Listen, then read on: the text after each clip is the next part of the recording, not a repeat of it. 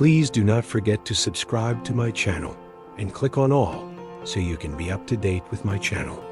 Deuteronomy chapter 34 verses 1 to 12:34.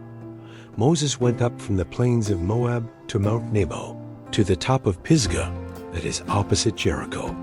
Yahweh showed him all the land of Gilead to Dan, to and all Naphtali, and the land of Ephraim and Manasseh, and all the land of Judah, to the western sea, 3 in the south, and the plain of the valley of Jericho, the city of palm trees, to Zoar.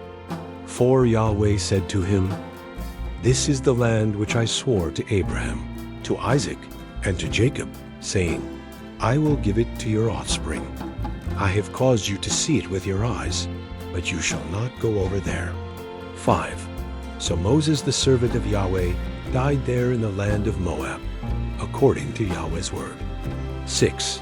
He buried him in the valley in the land of Moab, opposite Beth Peor, but no man knows where his tomb is to this day. 7. Moses was 120 years old when he died. His eye was not dim, nor his strength gone. 8.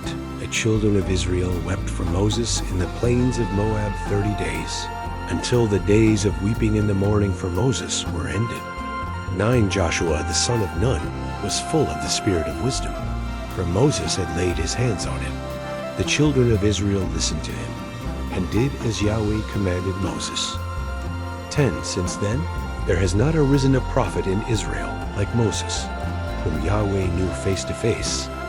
11. In all the signs and the wonders which Yahweh sent him to do in the land of Egypt, to Pharaoh, and to all his servants, and to all his land.